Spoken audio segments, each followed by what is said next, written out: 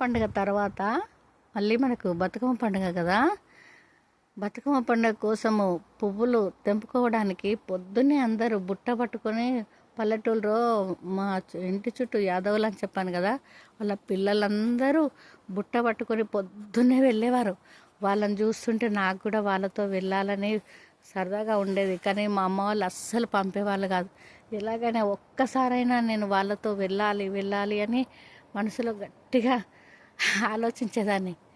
మా అమ్మ వాళ్ళని అడిగితే నువ్వు అడవిలోకి వెళ్తే నువ్వు బాగుంటుందని చెప్పేవాళ్ళు. ఒకసారి బాగా ఏడుస్తే వాళ్ళతో నన్ను పంపించారు. వాళ్ళు చెట్టుకు తిరిగి తంగెడు పువ్వు తెంపుకొని, గునుగు తెంపుకొని, పార్వతీ పరమేశ్వర పువ్వులన్నీ తెంపేవాళ్ళు. నన్ను మాత్రం ఆ బుట్టల దగ్గర కూర్చుండబెట్టేవాళ్ళు. ఉమా నువ్వు ఇక్కడే కూర్చో, మేమన్నీ పువ్వులన్నీ సేకరిస్తాము అని చెప్పి వాళ్ళు వెళ్ళిపోయారు. అప్పుడు అడవిలోకి వెళ్తే కలింకాయలని దొరికేది, బస్కురుకాయలని దొరికేది, సీతాఫలం దొరికేది.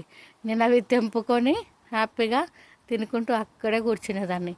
మళ్ళీ ఈ బ్రహ్మజముడి చెట్టు అని ఉంటుంది, అందులో కాయలు ఎర్రగా ఉంటాయి, అందులో దొంగ ముళ్ళు ఉంటుంది అని చెప్పేవాళ్ళు. అది కూడా తినేవాళ్ళం అందరం కలిసి.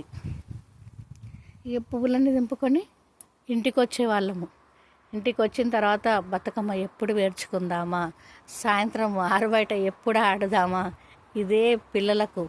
ఫస్ట్ రోజు అందరూ పెద్దవాళ్ళు మాతో ఆడేవాళ్ళు, కానీ రోజు మళ్ళీ మేమే చిన్నపిల్లలం ఆడుకునే వాళ్ళం.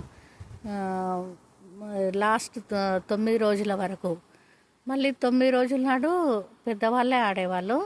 కానీ ఇప్పటిలాగా అప్పుడు షాపులలోకి వెళ్ళి డ్రెస్సులు కొనుక్కోవడము అలాంటిది ఏమీ ఉండేది కాదు.